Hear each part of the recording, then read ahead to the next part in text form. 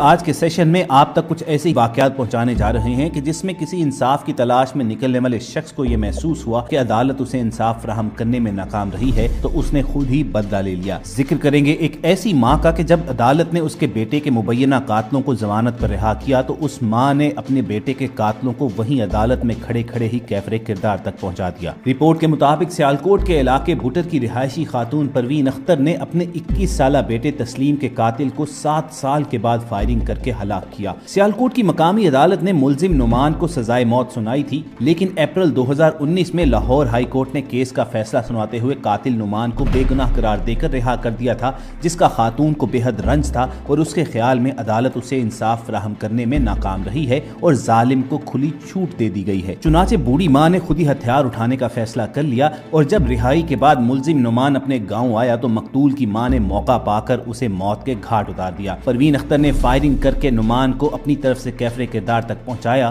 اور فرار ہو گئی۔ اب خاتون پروین کی گرفتاری کے لیے پولیس جگہ جگہ چھاپے مار رہی ہے تو اس لحاظ سے بھی سوشل میڈیا پر لمبی چوڑی بحثوں کا آغاز ہو چکا ہے۔ بہت سے لوگ جہاں پروین اختر کے اس اقدام کی حمایت کرتے نظر آتے ہیں، وہیں بہت سے لوگ معاملے کے دوسرے پہلو پر بھی نگاہ ڈالتے ہیں اور خاتون کے اس ایکٹ کی مذمت کرتے ہیں۔ ایک سوشل میڈیا یوزر کا کہنا تھا کہ اس بوڑھی ماں نے اس تعفن زدہ نظام کے منہ پر تماچا مارا ہے، بلا شبہ سلامتی ہو ایسی بہادر ماں پر، اور ہمیں دکھ ہے اور ہم سوچتے ہیں کہ اس کا بیٹا کتنا بہادر ہوگا۔ اسی طرح ایک اور سوشل میڈیا یوزر کا کہنا تھا کہ جب عدالتیں اپنا کام ٹھیک طرح سے نہیں کرتی تو مظلوم لوگ قانون کو اپنے ہاتھ میں لینے پر مجبور ہو جاتے ہیں۔ اس بوڑھی ماں نے بے حد اچھا کیا اور بالکل درست کیا، جبکہ اس کے برعکس اس بوڑھی ماں کے مخالفین کا کہنا یہ تھا کہ کسی کو بھی قانون اپنے ہاتھ میں لینے کی اجازت نہیں ہونی چاہیے۔ اب ان کے اس اقدام سے یہ دشمنی کئی نسلوں تک پھیلے گی اور اس کے نتیجے میں مزید قتل بھی ہوں گے۔ بہرحال دوستو، فی الحال تو یہ معاملہ عدالت میں ہے، لیکن ہم یہ ایشو عوام کی عدالت میں بھی رکھنا چاہتے ہیں۔ آپ کمنٹ سیکشن میں ہمیں اپنی رائے سے آگاہ کیجیے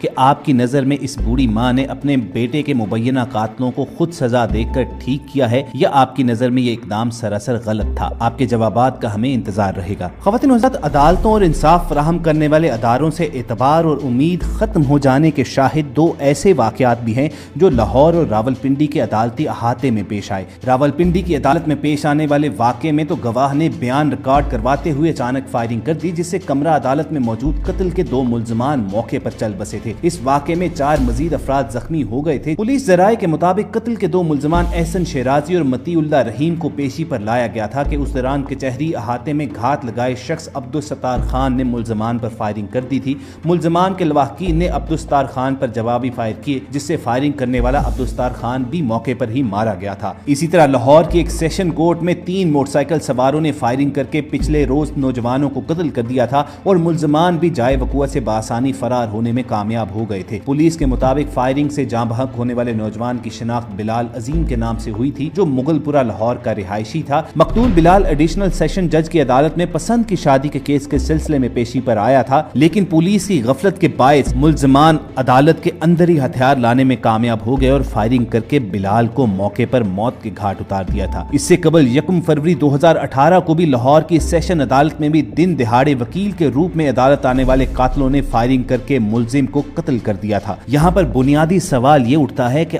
آخر عوام کو ایسی کیا پڑی ہے کہ وہ ہتھیار اپنے ہاتھوں میں لیتے ہیں اور خود مجرمان سے اپنا بدلہ لینے چل پڑتے ہیں؟ تو اس کا سادہ سا جواب یہی ہے کہ ملک کی عدالتیں اور انصاف فراہم کرنے والے ادارے اپنا کام ٹھیک طریقے سے نہیں کر پا رہے۔ یہی وجہ ہے کہ لوگ اب اپنے بدلے خود لے رہے ہیں اور معاشرہ جنگل کے قانون کی طرف جا رہا ہے۔ اس بات میں کوئی شک نہیں ہے کہ فیصلوں میں تاخیر نظام انصاف کے لیے ناسور بن چکی ہے۔ جب ججز ذمہ داریاں پوری نہیں کریں گے تو فیصلے میں دیر لگے گی۔ ایک رپورٹ کے مطابق ایک جج پر یومیہ خرچ 55,000 روپے کے قریب آتا ہے۔ ججز کئی دن تک مقدمات کی سنوائی نہیں کرتے ہیں، تاریخیں لمبی ڈال دی جاتی ہیں۔ ایک کیس ایسا بھی دیکھنے میں آیا کہ ایک مظلوم خاتون کو 61 سال کے بعد اپنا گھر واپس ملا جو قبضہ مافیا نے اس سے چھین لیا تھا۔ جس نظام کا ڈھانچہ ہی جھوٹ اور بددیانتی پر کھڑا ہو، وہ نظام کیا ڈیلیور کرے گا؟ 2018 میں شائع شدہ ایک رپورٹ کے مطابق پاکستان کی اعلیٰ عدالتوں اور ضلعی عدالتوں میں 18 لاکھ سے زائد کیسز التوا کا شکار ہیں، جن میں اکثر افراد کو کئی دہائیاں گزرنے کے باوجود انصاف فراہم نہیں ہو سکا۔ Law and justice commission Pakistan کے اعداد و شمار کے مطابق اس وقت سپریم کورٹ میں تقریباً 40,000 کیسز، جبکہ تمام ہائی کورٹس میں زیر التوا کیسز کی تعداد 3 لاکھ کے قریب ہے۔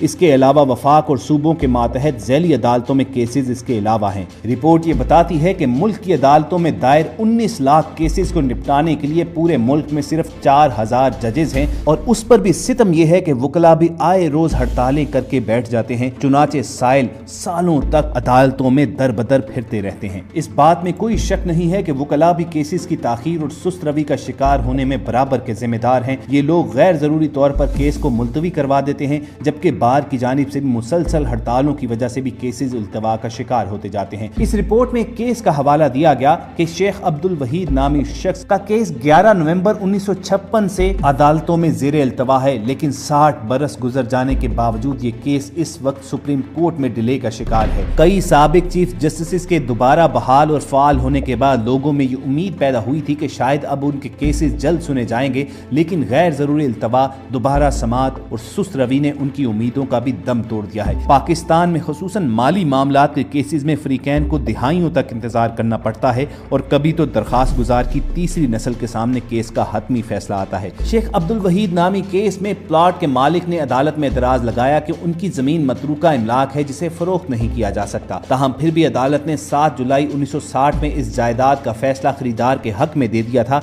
6 साल के बाद 6 फरवरी 1966 को यह मामला सुप्रीम कोर्ट पहुंचा, जबकि लाहौर हाई कोर्ट ने फैसला अब्दुल वहीद के हक में दिया था। ताहम सुप्रीम कोर्ट ने 2/3 मालकाना हकूक मतरूका इमलाक के तौर पर बरकरार रखे थे। लाहौर हाई कोर्ट में यह फैसला 18 जून 1968 को चैलेंज किया गया था और मार्च 2001 में दरखास्त मुस्तरद की गई। ताहम 2007 से दोबारा यह केस सुप्रीम कोर्ट में ज़ेरे इल्तवा है। इसी तरह एक और केस में 1947 में हिंदुओं और सिखों की जानिब से रावलपिंडी में छोड़ी गई जायदादों के 1000 से जायद वरसा की दूसरी नस्ल केस की पैरवी कर रही है। इसी तरह के केस की पैरवी करने वाले साइल आसिफ बशीर ने बताया कि मेरे वालिद इन जायदादों के दावेदार थे और वो 20 साल कबल इंतकाल कर गए और उनके इंतकाल के बाद से लेकर अब तक केस की पैरवी मैं कर रहा था, लेकिन अब उम्र के इस हिस्से में पहुंच चुका हूं कि मैंने इस केस की फाइल अपने बच्चों को दे दी है ताकि वो इस केस की पैरवी कर सकें। उनका कहना था कि तकसीम हिंद के 4 दिहाइयों बाद इस केस का फैसला लाहौर हाई कोर्ट ने उनके हक में दे दिया था, लेकिन